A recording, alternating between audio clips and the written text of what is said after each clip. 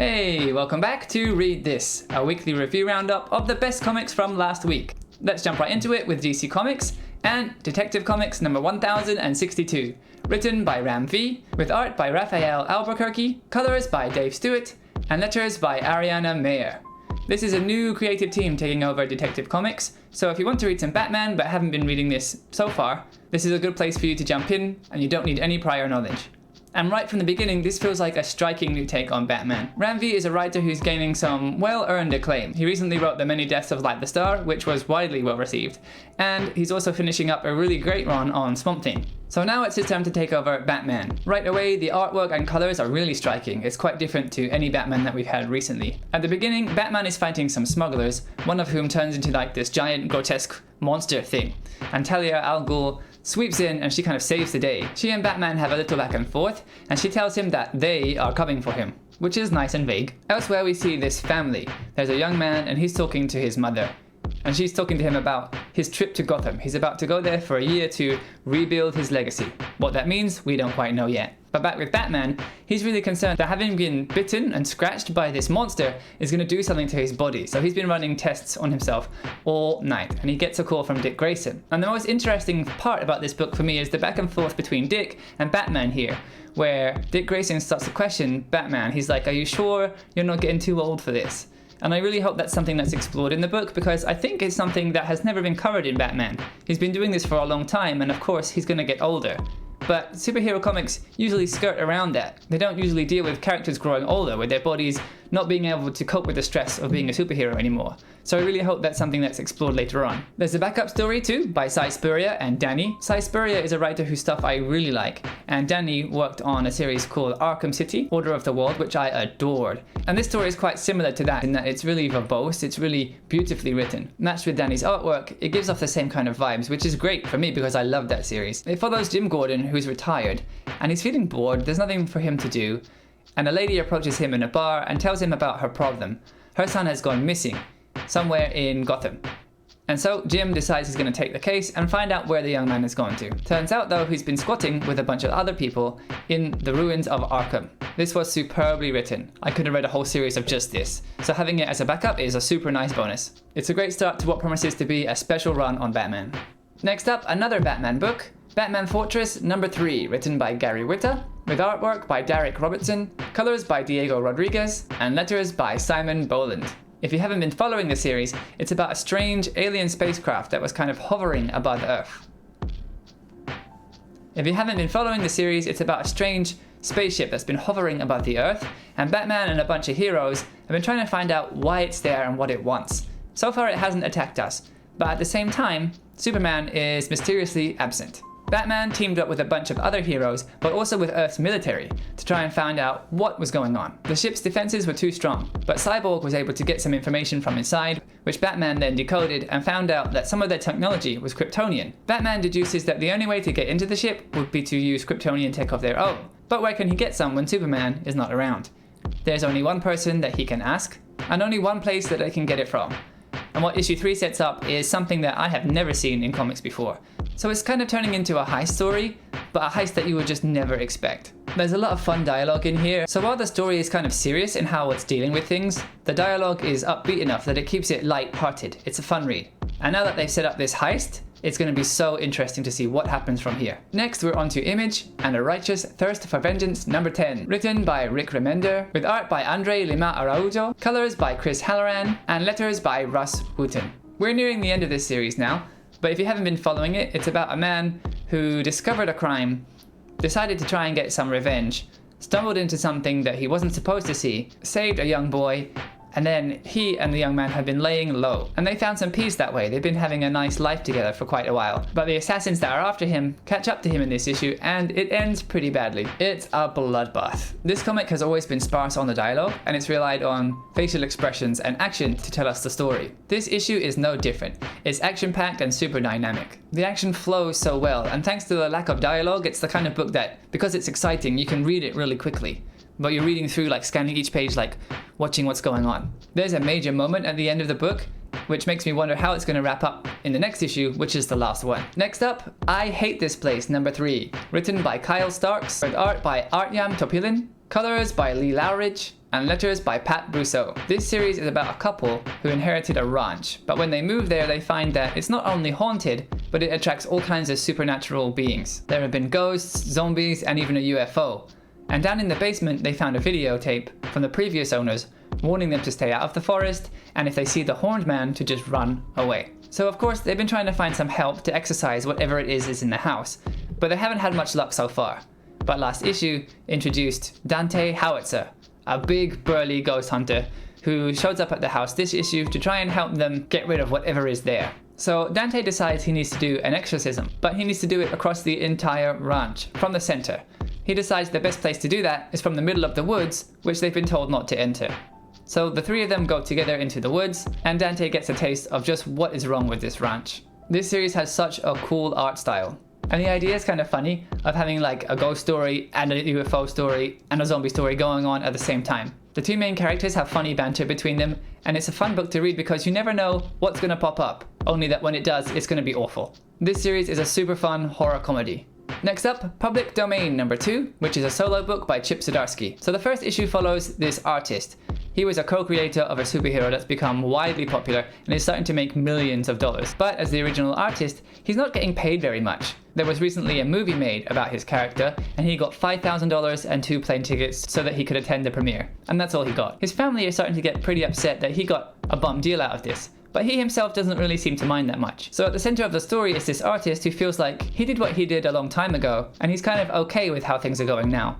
But it's the people around him that are upset that he's really not getting his dues. At the premiere, he runs into his co-creator's assistant. She tells him that she found a document that says that actually he owns all the rights to this character. And so that's where issue 2 picks up. His family really want him to pursue this, to start legal proceedings and try and get some more money out of the whole thing. But after they take it to a lawyer, who tells him that this could take a long time and be tied up in court, he feels like he's old and really maybe it's not worth the fight. His wife, and in particular one of his sons, gets really upset about this, and they kind of push him to pursue it. His son shows up at the offices of the company who now owns the hero and tries to talk to the man in charge. And at that point there's a really awesome panel where he's talking to the guy, and behind him is a whiteboard with all these kind of brainstorming ideas where it says how they can make more money from this character. And where he's standing, it's all coming out from his head. It's a really cool image, and it really portrays what this story is about. So the son doesn't have much luck, but he goes outside and he meets his dad, who was on his way to the offices himself. And they have a talk, and the father realizes that the son's motivation isn't purely just for him to get some money out of this. There's something going on with him. He needs some help and he needs that money. So this book is really telling two stories. One is a family drama about a father and his estranged sons, who was kind of distant from them when they were children because he was so consumed by his work. But it's also about the recent state of the comic book industry, where original creators are not getting paid even a fraction of the amount of money that's being generated by these giant mega franchises. If you're a fan of comic books and comic book media, then this is super relevant to how things are going now. And the family drama aspect also keeps it from being too much of a soapboxy kind of comic book artist making a point. One of the sons, especially, is hilarious, and there's a lot of funny dialogue in here, even though it's quite a heavy and dramatic series. But if you're in any way a fan of comic books, I would really recommend picking this one up because it's a fun peek behind the curtain, a fun insight into how a creator feels about the current state of things. And on top of that, it's a good family drama with some laugh out loud moments. Next up, Sins of the Black Flamingo number 2, written by Andrew Wheeler, with art by Travis Moore, colors by Tamara Bonvillain, and letters by Aditya Bidikar. This series follows a character who is kind of a charming gentleman thief, but he's also extremely and unashamedly gay. And it's a book that balances those two things in a way that I've never seen done before. Yes, this character is extraordinarily gay and he's not going to hide it. But there's so much other stuff going on that the book is not about him being gay. So while it does affect some of the things that happen and some of the places that the character goes in the book, it doesn't affect the overall story too much. In the first issue, he helped a family to reactivate a golem, which actually housed one of their relatives. After which he went to a party at a rich guy's house and found an angel in the basement, and he rescued the angel. So that's where this issue picks up. The angel is badly injured and he wants to find a place for it to lay low and to get better. To do that, he takes it to one of his friends who happens to be at a giant circuit party, which is something I had to look up. While he's at the party, he runs into the golem from issue 1, which was a nice way to revisit that character. And then he goes about laying a trap for the person he stole the angel from, since he knows that he's going to be coming after him. So he goes to a swamp and he makes a deal with some swamp witches for protection. And of course, as he expected, the guy shows up and he tries to reason with him and say, look, I want to study this angel. If you leave it to me, then I'll take care of it and I'll look into it. But the guy says, no, that's mine. And he is upset about having been stolen from, and he gets some revenge. The art and colors in this book are awesome. And I really like what the series is doing, wearing its pride on its sleeve, but instead of focusing on that and using it as the crux of the story, it's using that to introduce queer elements, but to allow the story to be a thievery adventure book, which moves on from that and does so many more things. Next up, we're on to Marvel and The Variance #2, written by Gail Simone, with art by Phil Noto, and letters by VC's Corey Petit. So if you didn't catch it, I loved issue 1 of this so much that I made a video about it. It's about Jessica Jones, who's kind of growing and moving past her past trauma. She's in a relationship now with Luke Cage, they have a baby together, and she's trying to put all of her past behind her and become a better version of herself for him. Last issue, she attended a court hearing for an acquaintance of hers who burned her house down with her family still inside it.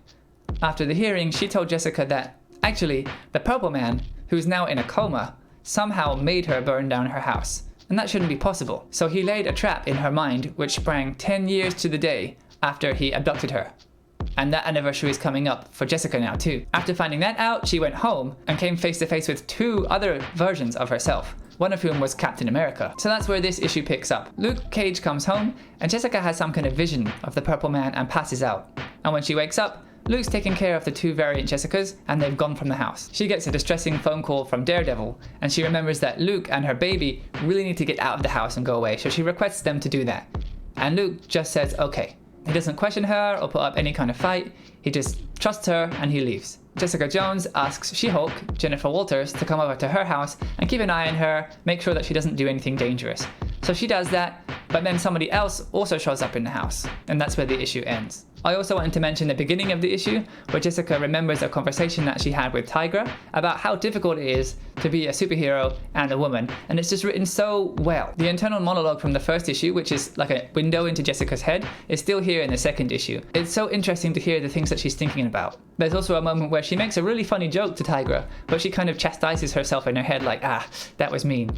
So we're really getting to see her grow and change and kind of reflect upon herself and her own behavior, and also reflect upon the society in which she's living. Gail Simone's writing in this is incredible, and Phil Noto's artwork is gorgeous. This is a really special run, and definitely one I think everybody should check out. Next, we're on to Vault Comics and Shadow Service #13, written by Cavan Scott, art by Corinne Howell, colors by Triona Farrell, and letters by World Design. This series is one that's gone on hiatus and come back, but it's about MI666. Basically, a supernatural intelligence agency. The main character we've been following is Gina, who's a witch, and at first we watched her get inducted into the society, and now the story's changed a little bit to focus on her past, because something happened to her mother when she was young, and she doesn't quite know what it was. But it started to come out in the last 2 issues, and in this one, she goes to the hospital in which she was born. She gets to see a flashback of what happened to her mom, but she decides that no, it's too much, she can't deal with this right now, and she leaves the hospital. But elsewhere, Shadow Service has captured this shape-shifting fox, and they think that she is responsible for the deaths of a lot of their agents. It turns out that she isn't, and some more creatures show up, which of course Gina and her friends need to fight. What's so cool about this series is how it mixes supernatural elements with technology and modern day stuff, and in places it's also super gross. It's also set in Britain, which not many comics really seem to be besides this and Once and Future. There's just something about it that's super cool, and the artwork and colors are awesome too.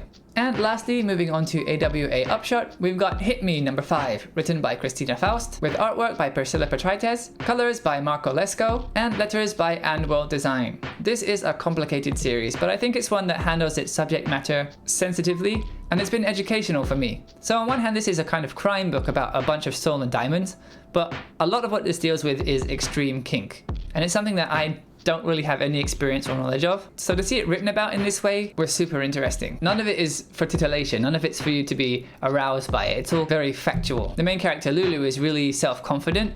She knows what she's into. She does it as her job, so she's a professional of this kind of stuff. Lulu is a sex worker, and she has lots of kinks, but she's into pain. She can really take some punishment. And previously in the series, one of her clients was killed in possession of a big bag of diamonds, which she then took. The mobsters who want the diamonds back took her security guard hostage. And he's a guy that's been working with her for a long time. She kinda has some feelings for him, but she wants to keep it professional. But they take him, and they're using him as ransom to get the diamonds back. Lulu went to one of her friends for help, but it turns out that she was actually in the employ of the person who the diamonds belonged to. So it looked really bad for Lulu for a while there. But it turns out that the person who actually owns the diamond and Lulu have a common goal. So this last issue ties up everything really neatly, and it's a happy ending. All throughout the series it's been getting progressively more and more extreme. But as I said before, it keeps everything so professional and so tasteful. But that you can actually learn a lot of things about kink if you're not the kind of person who's into that. The artwork and colours in this are gorgeous as well. So while it's not one for the faint of heart, it's a really good crime story, as well as being an informed look at kink and sex work. And that's it! Those were the best comics from the previous week. If you enjoyed this video, please check around the rest of the channel for some more spoiler-free reviews. Give me a follow at boxesnbubbles on Twitter.